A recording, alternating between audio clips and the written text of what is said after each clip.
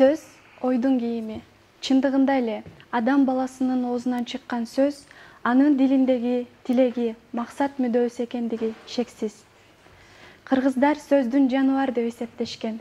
Ошого жараша сөзгө кылдат маани берип, сөз баккан даанышмандарды кадырлап сыйлап, алардын улуу кептерин көкүрөккө уютуп, муунда муунга жеткирип отурушкан. Себеби сөздө чындык бар, доордун үнү бар. Поэзия акындын ички оту. Ал чындыктан гана жаралышы керек. Ошондо поэзияга жан кирип, өз окурмандарын табат.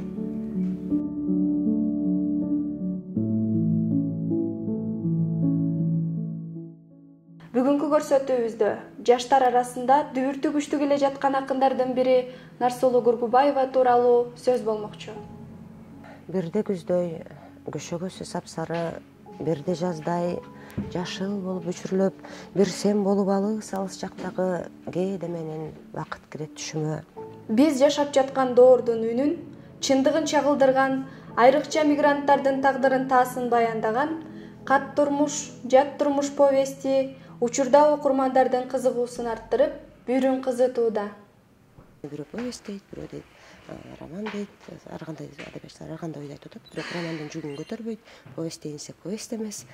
Иши кылса ошондой бир кокустан жаралган чыгарма. Кат турмуш бир эле учурда прозадай эмес, поэзиядай да окулат да. Кээ бир каттарда ырдап салган жерлери бар, анткени экөө тең акын болот да, ошол себептен мындай ырдап койгон жерлери да кездешет. Чыгармадан мигрант болуп келген эже сиңдинин кат аркылуу сырдашуусу, кубаныч кайгысын бөлүшүп, бирин бири түшүнүп, бирин бири колдоосу көрүнөт.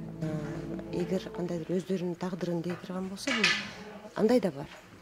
Биз баягы Москвада ташталган балдарды, ташталган аялдарды көргөнүбүз үчүн, өзүнүн буту менен барып кайра майып болуп калган, майып болуп кайткан жердештерибизди көргөнүбүз үчүн, груз вести жанагы ушул жерден кырсыктап же бир нерсе ооруп өтүп кеткендерди жибергенге катышканыбыз үчүн, мисалы үчүн бузулган тагдырлардын баарын көргөнүбүз үчүн. Эгер ушул жаатта алып караган болсо, бул бир эле биздин Нуруза экөөбүздүн тагдыры эмес, бул жалпы мигранттардын тагдыры. Бул китептин өзгөчөлүгү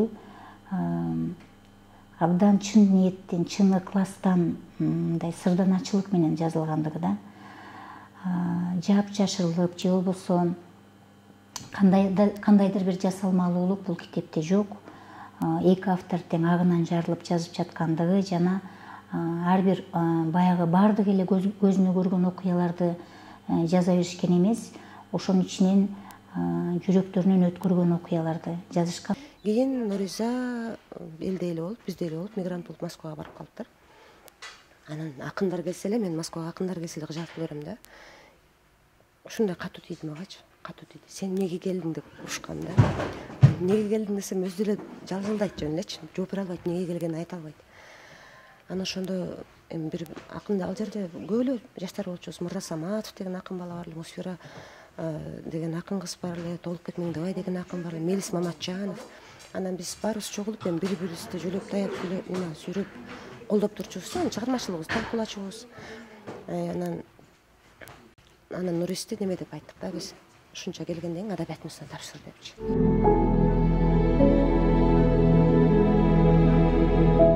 Институт тууралуу дагы айта кетсеңиз. Билбейм, биздин доор, биздин заман башка болчу да. Космонавт болобуз дечүбүз, акын болобуз дечүбүз, жазуучу болобуз дечүбүз. Анан адабият институту бул чоң максаттардын бири болчу да. Мен китеп окуп тамга тааный баштаганда Чыңгыз Айтматовдун өмүр баянын окуйсуң, Горькийдин адабият институтунда окуган деп жазылып турат. Андан кийин мен Кожогелди Култегин поэзия классында окудум. Анан агай өзү Горькийдин адабият институтун бүткөн. Анан агай бизге ошол Горькийдин адабият институтун айтып берип, мындай бир мээге сиңирип, бир чоң максатка айлантып койгон да. Окугуң келе берчи. Ошол жака барып эле окусам, мен жакшы акын болуп кетчү деп сезе берчүмүн да өзүм. Бирок андай эмес экен, андай болгон жок. Анан барып тапшырдым, оңой болгон жок. Мен орус тилин начар билчүмүн, аябай кыйналып окудум. Анан адабият институту деген акын кылып чыгарбайт. Адабият институту акын болуш оңой эмес экенин түшүндүрүп туруп анан жетелеп чыгарып коет. Сабатсыз экениңи, билимсиз экениңи, бул дүйнөдө сен окубаган китептердин аябай көп экенин, аябай сонун түшүндүрөт дагы. Анан бир кылымда бир эле акын жаралат, калгандар адабият сүйүүчүлөр, поэзия сүйүүчүлөр болот деп айтып туруп эле жетелеп чыгарып коет. Сыртта жүргөн адамга кыргыз адабиятынын абалы, деңгээли кандай? Эми ошондой бир баягы акындыкты, жазуучулукту же чыгармачылыкты бир жеңил, анан жеңил окат көргөндөр бар. Кандайдыр бир атак, көбүрөөк жазуучулук, акындык, атак, менин атагыма кызмат кылат деп ойлогондор бар. Ошондойлорду көргөндө албетте ойлоп кетесиң, биздин кыргыз адабият, эми Чыңгыз Айтматовду берген, Төлөгөн Касымбековду берген, Алып Досмоновду берген, Табыл Думкановду берген, Сагынак Ахматбекованы берген кыргыз адабияты чын эле ушундай кичинерип кетти деп ойлонуп кетесиң, ойлонбой койбойбуз. Анан биз ошо чыгарманы жазып атканда биринчи жолу жазып атабыз да. Ошол диалогторду түзгөндө эмне тууралуу сүйлөшүшүн. Бул эми эпистолярдык жанр, бирок эпистолярдык жанрды азыркы заманга ылайыктап, социалдык сеттерден сүйлөшкөндөй кылып, социалдык тармактарга көчүрдүк да, өткөрдүк бербөздө, жаңы заманга ылайыктадык. Анан ошондо эки каарман эмне тууралуу, мигранттардан башка, оор тагдырлардан башка эмне тууралуу сүйлөшөт деген маселе болду. Анан ойлоп көрсөм, биздин өзүбүз кыргыз адабияты, адабият деги эле чырмачылык тууралуу көп сүйлөшөт экен эмес, биз оңой бул диалогду биз оңой түзмөкпүз. Ошого анан кандайдыр бир биздин эсибизде, биздин күнүмдүк турмушубузда кезиккен, адабиятта оңой оокат көргөн адамдар бар болчу да. Анан ушул типтештирилген, топтоштурулган бир атайын бир каарман ойлоп таптык. Ушундай. Бүгүнкү күндө адабият таптакыр өзгөрдү да. Бүгүнкү күндө адабият таптакыр башка адабият болуп калды да. Бүгүнкү күндөгү турмуштун өзү башкача. Бүгүнкү күндө жашообуз өзү ааламдашкан мезгилде коомдошуп жашап атабыз. Демек, сөзсүз түрдө биздин улуттук адабияттагы сөзсүз түрдө ошо ааламдашкан коомго ыңгайлашып өнүгүш керек. Булар болсо ошол нерсени сезген да. Биздин менталитетте ачуу чындыкты айтпай айланып өтөт, үстүртөн жымсалдап кетет. Ал эми аталган китепте аялдардын оош кыйыш тагдыры болгону болгондой сүрөттөлөт. Биз миграциянын турмушун ичинен көргөзүбүз келди да, ичинен көргөзүбүз келди. Анын үстүнө ошол мигрант аялдардын тагдырын эмне күн көрөт каныбызда. Анан ошол жакшынакай билим алып, бир эле мындай ошол эки лирикалык каарман эмес, көптөгөн инженерлер бар, мугалимдер бар, билимдүү кишилердин баары эле барып, ошентип пол жууп калган, анан жөн эле пол жуубастан туалет жууп калганын айткыбыз келген да. Бул баарыбыздын башыбыздан өткөн. Биз эгер сурай турган болсо, мигранттардан да көбүнө сурай турган болсо, эмне жумуш жасайсың деп сураган караганда, эмне жумушту жасаган жоксуң деп сураган ой да. Баарыбыздын башыбыздан ошол нерсе өткөн. Ошону биз ичинен чагылдырып беребиз деген ойдо ошондой жаздык. Окурмандар жазуучулар сыяктуу таланттуу болсо, чыныгы адабият ошондо жаралат дешет. Чындыгында аң сезимди аңтарып кетчүдөй күчтүү акын жазуучулар болгону менен алардын деңгээлин түшүнгөн окурмандар аз. Кайсыл жакка барбасак, Манасты сурайт биринчи кезекте, анан Манас аркылуу тааныйт, анан Айтматовду сурайт, Чыңгыз Айтматов аркылуу тааныйт. Андан кийин эми бизде азыр жакшы эле жазуучулар которулуп келатат, мисалы үчүн Султан Раев. Башка тилдерге аябай көп которулду, пьесалары башка өлкөлөрдө коюлуп жүрөт. Андан сырткары Аслан агай, Койчиев агай. Чыгармалары түрк тилине которулуп келатат. Негизи көтөрүлө алабы деп сурабай, көтөрүшүбүз керек деген бир маселени коюшубуз керек экен да. Кыргыз байыртан сөз менен мен ушуну ойлонорчумун, мисалы үчүн биз деген сөз менен Манасты берген элбиз, Айтматовду берген элбиз. Демек биз сөздөн чыгышыбыз керек, сөздүн кадырын билишибиз керек деп ойлойбузмун. Бирок учурда ошо жаман сөздү аркылуу көбүрөөк таанып атабыз. Эми ойлойм, бул аң сезим өзгөрсө, биз баарыбыз жалпылап аракет кылсак, эмнеге болбосун болот, чыгабыз. Бизде аялдар прозасы өтө жигерди иштешпейт. Негизи аялдар прозада, акын кыздарыбыз көп. Ал эми прозада айрыкча, мисалы үчүн роман жанрында же болбосо повесть жанрында андай деле жок.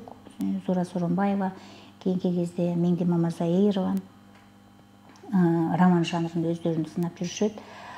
Анан аңгеме жанрында бир топ акын аялдар, жазуучу аялдарыбыз бар, бирок көбүнчө эле күнүмдүк тиргилик, сүйүү темасы, үй бүлө темасы, ушундай да, тематика ушундай көбүнчө. Анан Бул кат турмуш, жат турмуш чыгармасында мекен темасы козголуп атат, миграция темасы козголуп атат, анан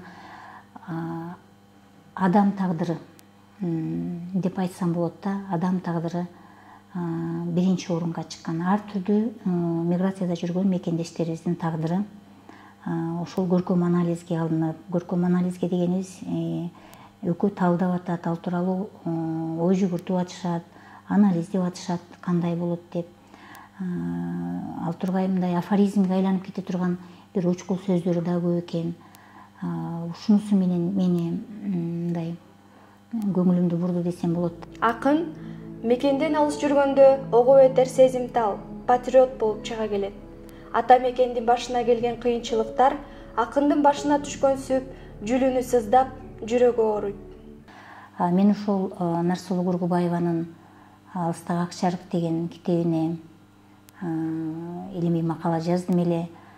Бул китепке 33 ыры кирген экен. Мына ошол 33 ырдын 24 ырында жол деген сөз, мен баягы илимий термин менен жол концепти деп изилдегем. Ошол жол деген түшүнүк өзгөчө орун элейт. Жол деген сөз өтө көп колдонулат. Психологиялык аспекттен карасаң, бул жолдо жүрөм, сапарда жүрөм, миграцияда жүрөм деген акындын жүрөгүндө, көкүрөгүндө нерсе жазылып жатат да. Бирок бул мыйзам ченемдүү эле көрүнүш, жүрөгүндө эмне болсо ошону жазат. Кемчиликтерди айтпай жашыруу менен келечекке балта чапкан болобуз. Андыктан акын үчүн чындыкты айтуу маанилүү. Менимче ойлойм да, Кудайдан адам коркпош керек депчи. Сен корксоң деле, жашырсаң эле Кудай деген Кудай 18 ааламды жараткан күч да. Ал баары көрөт да. Анан мен аны көрүп турган нерсени акырын бекитип жашырып койсом деле көрөт, айтпай койсом деле көрөт. Мен унчукпай ойлонсом деле угат да. Чынбы? Андан көрө Кудайга эмнени ойлосом ачык эле айтканды туура көрөм. Ооба, ырда бир аз догуруп жибермей ататым бар. Мен өзүм деле байкайм аны, бирок мен баягы ырда аябай бир булугуп калганда жазган үчүн ошондой болуп кетеби деп ойлойм да. Анан сынчылар айтышты, сиз деген сен сөздөн этият болуш керек, ойлордон этият болуш керек деген нерселерди айтышты. Рахмат баарына. Бирок мен кээде ошо өзүм айтып алып турам, кайра өзүм Кудайга кайрылып коймом бар да. Бул ойду деле Кудай өзүң сен бердиң да, сен бергенден кийин муну сен өзүң деле жумсалдап туура кабыл алышың керек. Ошондой келишимибиз бар десем болобу, ушундай Кудай көзсүн. Акын ырлар аркылуу адамзатты кууш ойлонуунун чегинен чыгууга үндөп, адам болууга чакырып жаткандай туюлат. Алыстыкты жазышыр кандай оор, алыстыктан арзышсагандан оор, сан ичинде саргалдактай кылайган, сана сыркоо менен журтум аман бол, келем дебей сенден кетүүгө чалып, кайтаар жолдо кадамыбызды шалып, аманбыз дейт өнү менен апамдын, кең дүйнөнүн бир бурчунан кусалык.